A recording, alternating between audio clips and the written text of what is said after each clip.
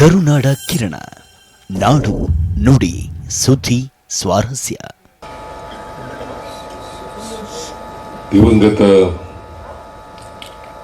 ಭೀಮಣ್ಣ ಖಂಡ್ರೆಯವರ ಅಂತ್ಯಕ್ರಿಯೆಯಲ್ಲಿ ಭಾಗವಹಿಸಿರ್ತಕ್ಕಂಥ ಎಲ್ಲ ಪೂಜ್ಯರೇ, ನನ್ನ ಸಹೋದ್ಯೋಗಿ ಮಿತ್ರರೇ, ಇತರ ಎಲ್ಲ ಮುಖಂಡರುಗಳೇ, ಅವರ ಕುಟುಂಬ ವರ್ಗದ ಎಲ್ಲ ಮಾನ್ಯ ಸದಸ್ಯರುಗಳೇ, ಭೀಮಣ್ಣ ಖಂಡ್ರೆಯವರು ಒಬ್ಬ ಹೋರಾಟಗಾರರು. ಅವರು ಅನ್ಯಾಯದ ವಿರುದ್ಧ ಹೋರಾಟವನ್ನು ಮಾಡ್ತಾ ಇದ್ರು. ಸ್ವಾತಂತ್ರ್ಯ ಚಳವಳಿಯಿಂದ ಪ್ರೇರಿತರಾಗಿ ಮಹಾತ್ಮ ಗಾಂಧೀಜಿಯವರಿಂದ ಪ್ರಭಾವಿತರಾಗಿ ಅನೇಕ ಹೋರಾಟಗಳಲ್ಲಿ ಭೀಮಣ್ಣ ಖಂಡ್ರೆಯವರು ಭಾಗವಹಿಸಿದ್ದಾರೆ. ಹೈದರಾಬಾದ್ ಕರ್ನಾಟಕ ವಿಮೋಚನಾ ಚಳವಳಿ, ನಂತರ ಏಕೀಕರಣ ಚಳವಳಿ, ಇದರಲ್ಲೆಲ್ಲ ಭಾಗವಹಿಸಿದಂಥವರು ಭೀಮಣ್ಣ ಖಂಡ್ರೆಯವರು. ಅವರು ಒಬ್ಬ ಜನ ಪರವಾದಂಥ ಹೋರಾಟಗಾರರು. ಎಲ್ಲಿ ಅನ್ಯಾಯ ಆಗ್ತದೆ, ಎಲ್ಲಿ ನ್ಯಾಯ ಸಿಗಬೇಕು ಅಂತ ಕಡೆ ನ್ಯಾಯದ ಪರವಾಗಿ ಹೋರಾಟವನ್ನು ಮಾಡಿದಂಥವ್ರು. ಇವತ್ತೇನಾದರೂ ಬೀದರ್ ಕರ್ನಾಟಕದಲ್ಲಿ ಉಳಿದಿದ್ರೆ ಅವರು ಏಕೀಕರಣಕ್ಕೋಸ್ಕರ ಹೋರಾಟ ಮಾಡಿದ್ರೆ ಅದರ ಫಲ ಅಂತಕ್ಕಂಥದ್ದನ್ನ ಮರೀಲಿಕ್ಕೆ ಸಾಧ್ಯ ಇಲ್ಲ. ಆಮೇಲೆ ಬರೀ ಅವರು ರಾಜಕಾರಣಿ ಆಗಿರಲಿಲ್ಲ, ಸಮಾಜ ಸೇವಕರಾಗಿದ್ದರು. ರಾಜಕಾರಣಿನೂ ಆಗಿದ್ರು, ಸಮಾಜ ಸೇವಕರು ಆಗಿದ್ರು. ಬಹಳ ದೀರ್ಘಕಾಲ ಸಮಾಜ ಸೇವೆಯನ್ನು ಮಾಡಿದಂಥವರು. ಅವರು ಎಲ್ಲ ವರ್ಗದ ಜನರನ್ನ ಪ್ರತಿನಿಧಿಸತಕ್ಕಂಥ ಒಂದು ಛಾತಿ ಅವರಲ್ಲಿ ಇತ್ತು ಅಂತಕ್ಕಂಥದ್ದನ್ನು ಮಾಡಲಿಕ್ಕೆ ಸಾಧ್ಯ ಆಗಲ್ಲ. ಯಾಕಂತಂದ್ರೆ ಬಹಳ ದೀರ್ಘಕಾಲ ವೀರಶೈವ ಮಹಾಸಭಾದ ಅಧ್ಯಕ್ಷರಾಗಿದ್ದರು.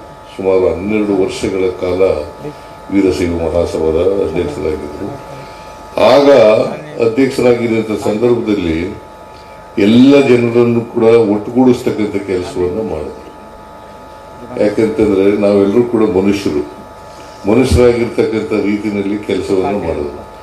ಅವರು ಸಮಾಜವಾದಿ ಸಿದ್ಧಾಂತದಲ್ಲಿ ನಂಬಿಕೆ ಇಟ್ಕೊಂಡಿದ್ದಂಥವ್ರು.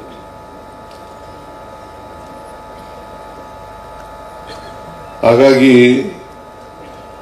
ಜೀವನದ ಉದ್ದಕ್ಕೂ ಕೂಡ ಸಮಾಜವಾದಿಯಾಗಿ ಬದುಕಿದ್ರು ಅಂತಕ್ಕಂಥದನ್ನ ನಾವು ನೋಡ್ಲಿಕ್ಕೆ ಸಾಧ್ಯ ಆಗ್ತದೆ. ಅವರು ಇಡೀ ಜೀವನ ಸರಳ ಜೀವನವನ್ನ ಮಾಡಿದ್ದಂಥವರು. ಮತ್ತೆ ನಿಷ್ಠುರವಾದಿ, ಖಂಡಿತವಾದಿ, ಹೇಳ್ತಕ್ಕಂಥದ್ದನ್ನ ಸ್ಪಷ್ಟವಾಗಿ ಹೇಳ್ತಕ್ಕಂಥದ್ದು, ಯಾವುದೇ ಮುಲಾಜಿಲ್ದೇನೆ ಹೇಳ್ತಕ್ಕಂಥ ಪ್ರವೃತ್ತಿಯನ್ನ ಬೆಳೆಸ್ಕೊಂಡಿದ್ದಂಥ ವ್ಯಕ್ತಿ. ಹಾಗಾಗಿ ಅವರು ಇಷ್ಟೆಲ್ಲ ಆದರೂ ಕೂಡ ಅಜಾತ ಶತ್ರು, ಯಾರನ್ನು ಕೂಡ ದ್ವೇಷಿಸ್ತಕ್ಕಂಥ ಕೆಲಸವನ್ನ ಮಾಡಿರಲಿಲ್ಲ. ಸೊ ಅವರು ರೈತರ ಪರವಾಗೂ ಕೂಡ ಕೆಲಸ ಮಾಡಿದ್ದಾರೆ, ಸರ್ಕಾರಿ ಕ್ಷೇತ್ರದಲ್ಲಿ ಕೆಲಸ ಮಾಡಿದ್ದಾರೆ. ಮೂಲತಃ ವಕೀಲರಾಗಿದ್ದಂಥವ್ರು. ಸ್ವಲ್ಪ ದಿನ ವಕೀಲರು ಕೆಲಸ ಮಾಡೋರು. ಆಮೇಲೆ 53ರಲ್ಲಿ ರಾಜಕಾರಣ ಪ್ರವೇಶ ಮಾಡಿ ಬಾಲ್ಕಿ ಪುರಸಭೆಯ ಅಧ್ಯಕ್ಷರಾಗಿದ್ದರು. ಆಮೇಲೆ 4 ಬಾರಿ ಶಾಸಕರಾಗಿದ್ದರು, 2 ಬಾರಿ ಮೇಲ್ಮನೆಯ ಸದಸ್ಯರಾಗಿದ್ದರು. ಒಮ್ಮೆ ಮಾತ್ರ ಅವ್ರಿಗೆ ಮಂತ್ರಿ ಆಗಿದ್ದರು. ವೀರಪ್ಪ ಮೊಯ್ಲಿ ಅವರು ಮುಖ್ಯಮಂತ್ರಿ ಆಗಿದ್ದಾಗ ಒಮ್ಮೆ ಮಾತ್ರ ಸಾರಿಗೆ ಸಚಿವರಾಗಿದ್ದರು. ಈಗಾಗಲೇ ಪೂಜ್ಯ ಸ್ವಾಮೀಜಿಯವರು ಹೇಳಿದ್ದಾರೆ, ಅವರು ಇದ್ದಂಥ ಕಾಲದಲ್ಲಿ ಸಾರಿಗೆ ಸಚಿವರಾಗಿದ್ದಂಥ ಕಾಲದಲ್ಲಿ ಕೂಡಲ ಸಂಗಮಕ್ಕೆ ಬಸ್ಸನ್ನು ಹಾಕಿದ್ರು ಅಂತಕ್ಕಂಥ ಮಾತುಗಳನ್ನ ಹೇಳಿದರು. ಅಲ್ಲಿವರೆಗೆ ಬಸ್ಗಳು ಇರಲೇ ಇಲ್ಲ ಅಲ್ಲಿಗೆ ಕೂಡಲ ಸಂಗಮಕ್ಕೆ. ಅವರು ಆ ಕಾಲದಲ್ಲಿ ಬೆಂಗಳೂರಿಂದ ಕೂಡಲ ಸಂಗಮಕ್ಕೆ ಬರ್ತಕ್ಕಂಥ ರೀತಿಯಲ್ಲಿ ಬಸ್ಗಳನ್ನು ಹಾಕಿದರು. ಸೊ ಅವರು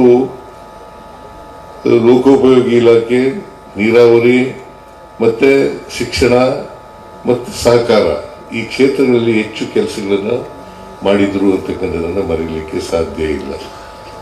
ಅವರು ಬಹಳ ದೀರ್ಘಕಾಲ ಬದುಕಿದ್ರು. ನಾನು ಕೂಡ ಅವರ 100 ವರ್ಷ ಶತಮಾನೋತ್ಸವ ಕಾರ್ಯಕ್ರಮ ನಡೀತಲ್ಲ, ಆ ಕಾರ್ಯಕ್ರಮದಲ್ಲಿ ಬಂದಿದ್ದೆ ನಾನು. 23 ಡಿಸೆಂಬರ್ ನಲ್ಲಿ. ಈಗ 103 ವರ್ಷಗಳು ಮಾರ್ಗದರ್ಶನ.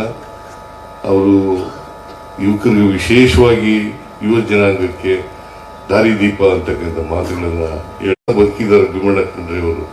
ಆ 103 ವರ್ಷಗಳ ಕಾಲ ಅಂತಕ್ಕಂಥ ಈ ಸಂದರ್ಭದಲ್ಲಿ ಹೇಳಿ ಅವರ ಆತ್ಮಕ್ಕೆ ಶಾಂತಿ ದೊರಕಲಿ ಅಂತೇಳಿ ಪ್ರಾರ್ಥನೆ ಮಾಡಿ ನನ್ನ ಮಾತುಗಳು.